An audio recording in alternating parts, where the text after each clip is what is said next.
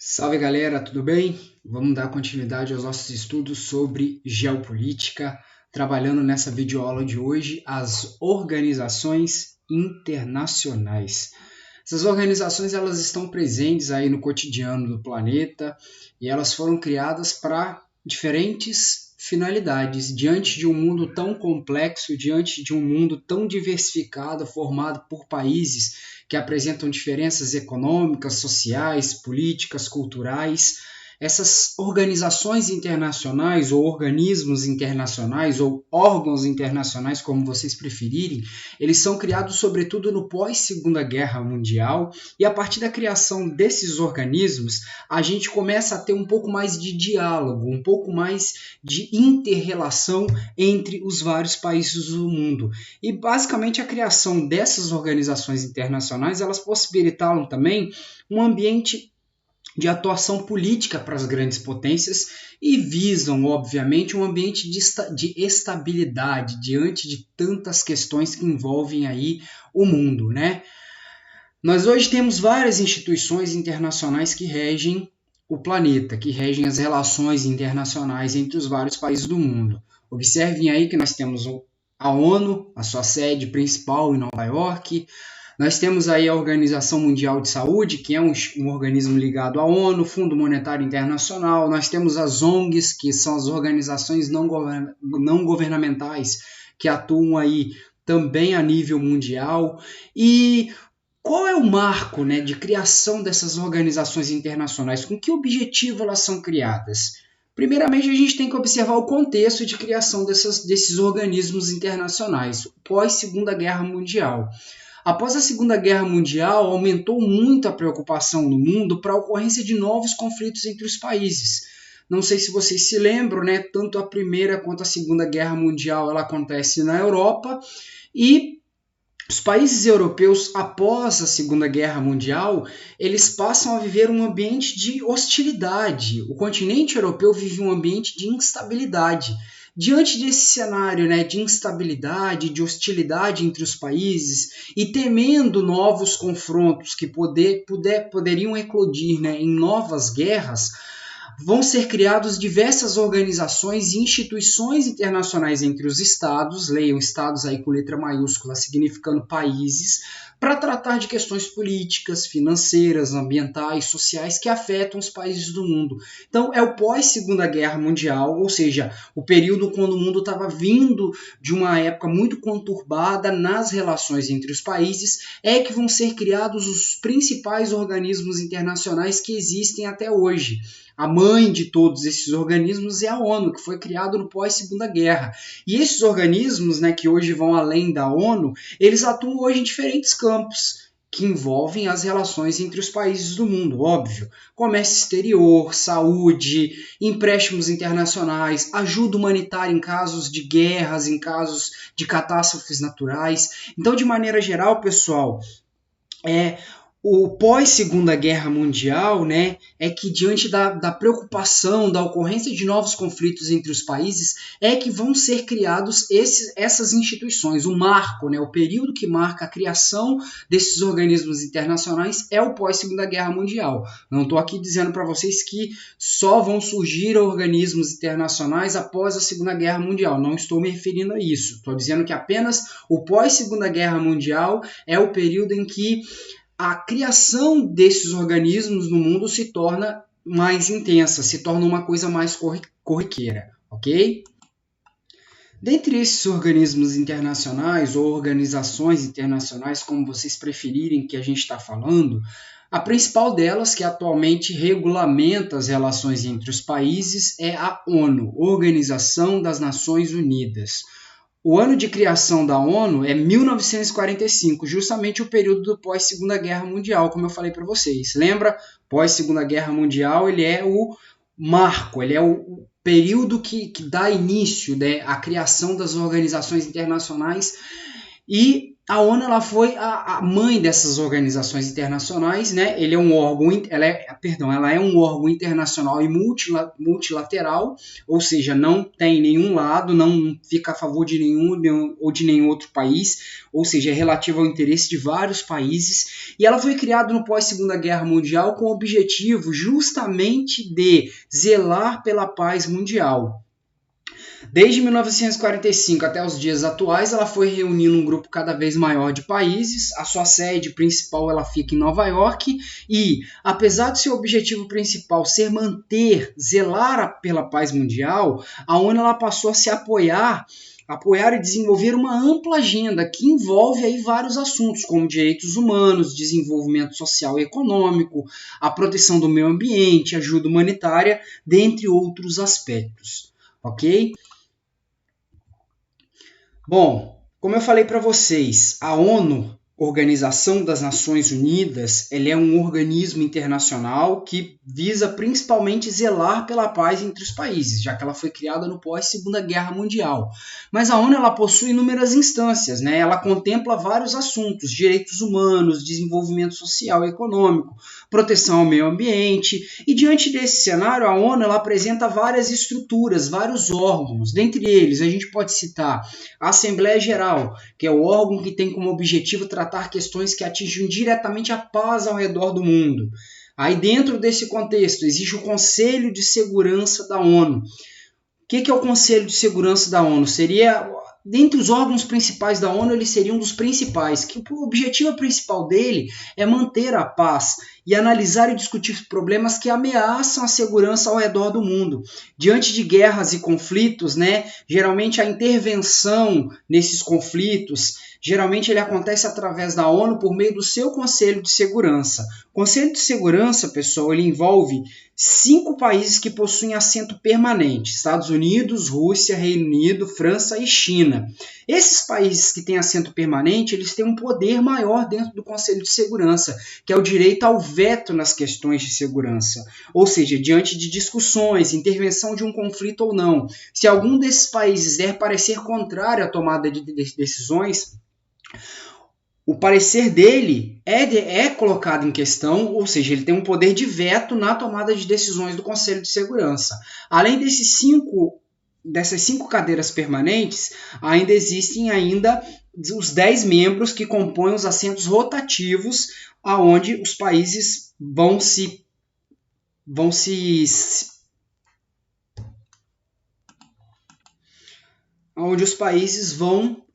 trocando os assentos, né, por meio de um período de 2 em 2 anos. Né? Então, são basicamente 15 os membros do Conselho de Segurança, 10 assentos rotativos, trocados a cada 2 anos, e 5 os permanentes, que fazem parte desse Conselho de Segurança. Aí esses permanentes, reparem bem, eles possuem aí poder de veto mediante aí a decisões, a tomada de decisões, ok?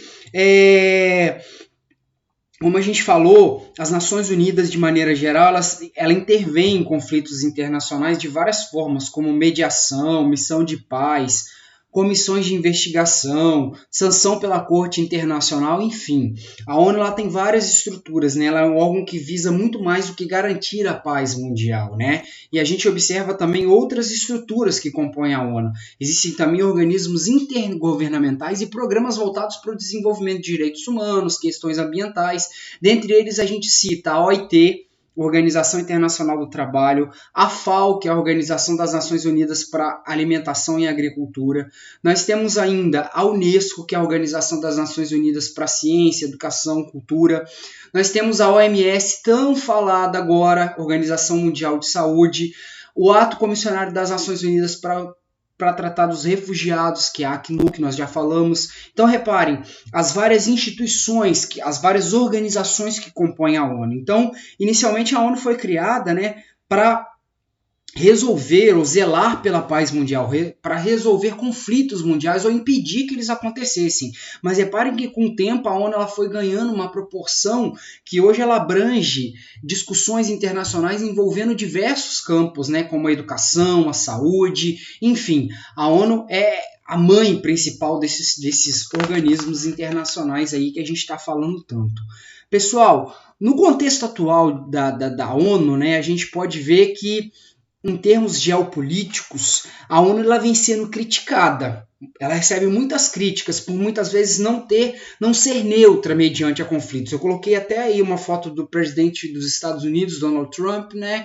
O emblema da ONU e dinheiro envolvido no meio. A ONU ela vem sendo criticada muitas vezes por não conseguir agir adequadamente em muitos conflitos em andamento, principalmente quando se trata em questionar as ações dos Estados Unidos. Em vários conflitos, né, que acontecem no mundo, os Estados Unidos eles intervêm militarmente nesses conflitos, é o chamado unilateralismo dos Estados Unidos, que a gente já falou em aulas anteriores, e a ONU muitas vezes ela não se posiciona, ela se mantém neutra mediante o unilateralismo nos Estados Unidos. E a gente sabe que a ONU ela é uma instituição multilateral, ela não deve olhar para nenhum dos lados, ela deve zelar pela paz mundial. Então, a atuação da ONU aí, mediante muitas vezes o unilateralismo dos Estados Unidos, recebe crítica de vários países do mundo, né? Muitas vezes os Estados Unidos impõem sanções econômicas a países mais duras, e aí muitas vezes a gente não vê o papel da ONU intervindo como um organismo internacional. Eu até ilustrei aqui para vocês, recentemente os Estados Unidos, ele teve um embate com o Irã, né? E observem bem que na notícia, né, do portal Terra, o Irã rebate a ameaça dos Estados Unidos e a atenção leva a ONU a fazer um alerta.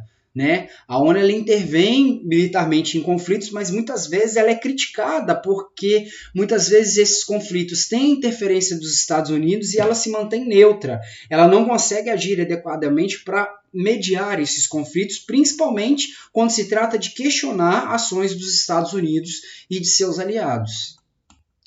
Voltei. No mesmo contexto de criação da ONU, em 1944, ou seja, no período aí de pós-Segunda Guerra Mundial, os vários países do mundo também se reuniram para poder discutir questões envolvendo a economia, as finanças a nível mundial. E aí, em 1944, a partir do acordo de Bretton Woods assinado em Washington, capital dos Estados Unidos, foram criadas duas instituições internacionais para discutir questões econômicas e financeiras a nível mundial. Quais são essas duas instituições financeiras internacionais criadas no mesmo cenário aí da ONU? O Banco Mundial e o FMI.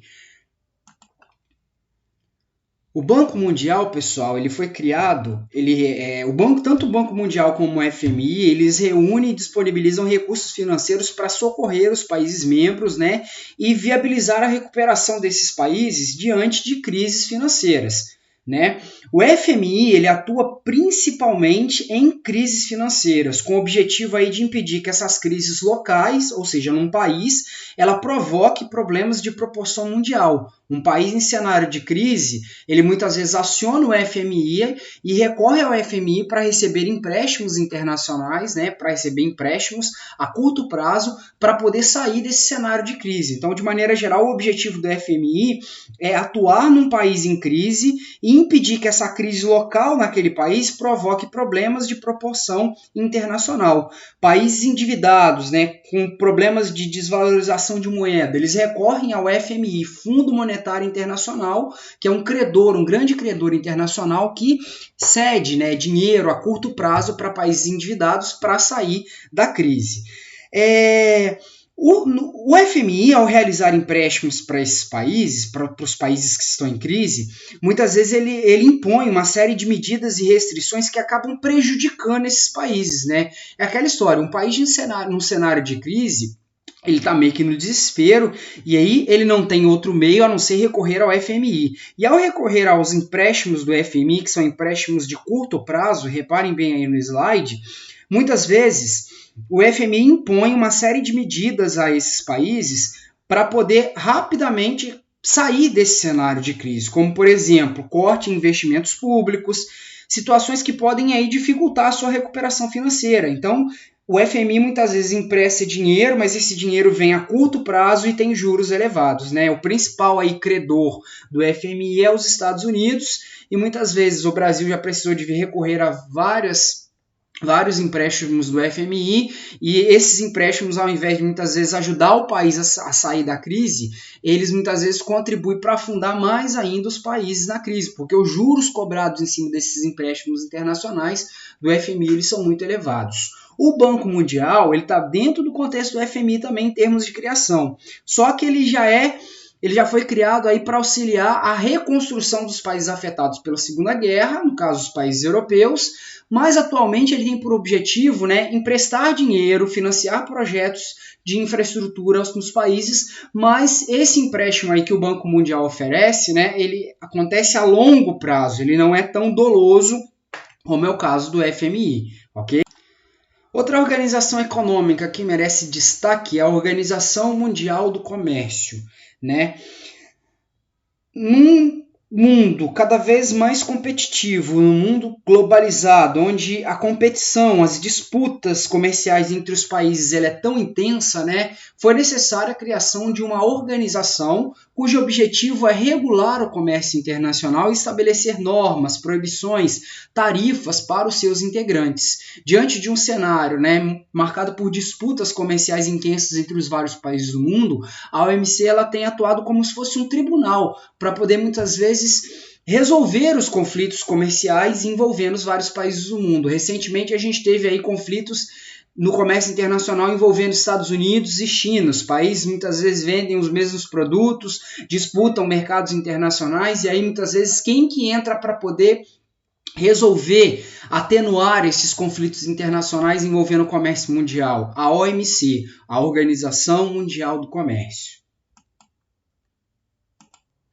Nesse mesmo mundo globalizado e tão competitivo que a gente está falando com vocês, vão surgir, sobretudo a partir da década de 90, acordos entre países vizinhos com afinidades que vão se aliar por conta de interesses comerciais em comum, visando, sobretudo, aumentar, estabelecer um aumento das relações comerciais entre si. E esses acordos comerciais entre os países, eles são chamados de blocos econômicos ou blocos regionais.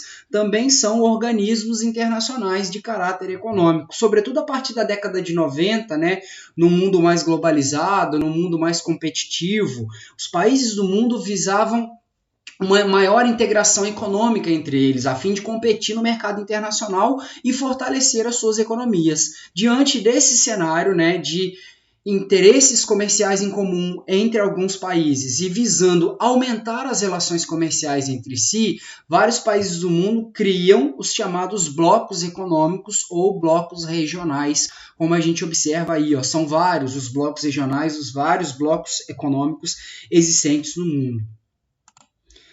Como eu falei para vocês, ao se unirem em blocos econômicos, os países estabelecem acordos de cooperação econômica que permitem, por exemplo, a redução ou a extinção das chamadas tarifas alfandegárias, que são os impostos, que são estabelecidos aí nas relações comerciais entre países. Por exemplo, a redução ou a extinção de impostos, a abertura de fronteira para a livre circulação de mercadorias. Então, ao estabelecer acordos chamados de blocos econômicos ou blocos regionais, os países, eles muitas vezes estabelecem negociações para poder facilitar o comércio entre eles, facilitar as relações comerciais entre si. E aí, de acordo com a integração conforme o nível de integração que vai se estabelecer entre os países, os blocos econômicos eles vão ser classificados em 4 tipos. As zonas de livre comércio, a união aduaneira, o mercado comum e a união monetária. O que diferencia esses acordos, que classificam os blocos econômicos nesses 4 tipos? A maneira como vai se dar a integração entre os países. A área de livre comércio, ou a zona de livre comércio, ela é um tipo de bloco econômico que determina a redução ou a extinção das barreiras alfandegárias, que são as taxas que são cobradas no comércio entre os países, ou a eliminação dessas barreiras para que as mercadorias circulem livremente entre os países sem a cobrança de imposto. E quando não há cobrança de imposto, a mercadoria fica mais barata, então, obviamente, se estabelece aí uma livre circulação para o fluxo de mercadorias. Um exemplo de bloco econômico, que é uma área de livre comércio, é o NAFTA, sigla para North American Free Trade Agreement, Acordo de Livre Comércio da América do Norte. É um bloco econômico formado pelos 3 países da América do Norte, México, Estados Unidos e Canadá, e entre eles se estabeleceu uma área de livre comércio. Entre eles, o comércio internacional é realizado livre da cobrança de tarifas alfandegárias, para que as mercadorias, circulem mais facilmente de forma muito mais barata. Outro tipo de bloco econômico existente entre os países é a chamada União Aduaneira, que ele é um estágio intermediário entre a zona de livre comércio, e o mercado comum. Ela prega a abolição das tarifas alfandegárias, como na zona de livre comércio, e ao mesmo tempo ela estabelece a criação de uma tarifa externa comum que vai ser aplicada para países de fora do bloco, ok? Outro estágio de integração entre os países é o mercado comum.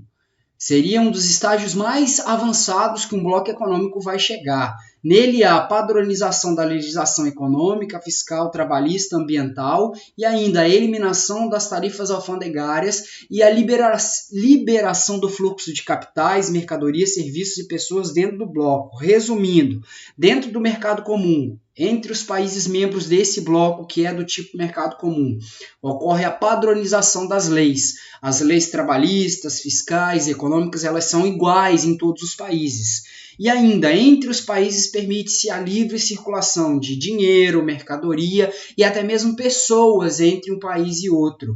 O único bloco no mundo que chegou a esse estágio é a União Europeia, que é o bloco econômico formado por grande parte dos países europeus. A União Europeia é um dos blocos mais antigos do mundo e, além de ser um mercado comum, ela também é uma união econômica e monetária, que nada mais é do que um mercado comum que avançou no processo de integração regional e estabeleceu uma moeda única aos membros do bloco. Como eu falei para vocês, apenas a União Europeia ela atingiu esse estágio quando, em 2001, ela adotou o euro, como moeda única. Entre todos os membros da União Europeia, praticamente todos os países membros da União Europeia usam o euro como moeda. O objetivo da União Monetária é facilitar ainda mais as negociações comerciais entre os países. São vários os blocos econômicos existentes no mundo. O Brasil faz parte, por exemplo, do Mercosul, junto com o Uruguai, a Argentina, o Paraguai, a Venezuela, que atualmente está suspenso. Nós temos a APEC, que é a Cooperação Econômica da Ásia e do Pacífico. Nós temos a Rússia, liderando a comunidade dos Estados Independentes na Europa. Na África, no continente africano, os países do sul do continente africano formam a SADC, que é a Comunidade para o Desenvolvimento da África Austral. Enfim, inúmeros são os blocos econômicos que surgiram a partir dos anos 90, e eles, como eu falei para vocês, eles têm o objetivo de principalmente flexibilizar as relações comerciais entre os países para poder justamente ampliar as relações comerciais. O objetivo da criação dos blocos econômicos é justamente estabelecer regras que facilitem o comércio entre os países. Além dos blocos econômicos, nós temos também, nos últimos anos, a união de países para garantir seus interesses econômicos em uma economia globalizada e altamente competitiva. Dessa união surgiram aí associações entre os países que a gente cita como caso aí o G8, o G20 e o G77. O G8, que para muitos autores também é chamado de G7 mais a Rússia, ele é formado pelas 7 economias mais industrializadas no mundo: Alemanha, Canadá, Estados Unidos, Itália, Japão, Reino Unido e a Rússia. São os 8 países mais industrializados no mundo. Ele é um fórum de discussões que reúne desde a década de 70 esses 8 países mais industrializados do mundo para estabelecer diretrizes políticas, socioeconômicas em âmbito mundial. As ações do G8 influenciam todo o comércio mundial porque aqui estão as principais potências mundiais. O G20 ele já é um fórum informal que reúne os 20 países de maior desenvolvimento econômico do mundo. Ele agrega os 7 países mais ricos do mundo, mais a Rússia, mais os chamados países emergentes, que são aqueles países subdesenvolvidos que são ricos. O G20 ele foi criado no final dos anos 90 em resposta às inúmeras crises econômicas que ocorreram nos últimos anos, e é uma espécie de fórum que busca representar de forma mais adequada a economia mundial, porque ele reúne não apenas países ricos, desenvolvidos, reúne também economias emergentes, que é o caso aí do Brasil presente aí dentro do G20. Existe ainda o G77, que ele foi formado desde 1964 por países em desenvolvimento ou países subdesenvolvidos que buscavam aí uma maior representatividade no cenário geopolítico mundial. Ok, pessoal? Então, de maneira geral, essas associações entre os países, como eu falei para vocês, visam aí realizar acordos informacionais, né, para propor ações conjuntas para problemas comuns envolvendo os vários países do mundo.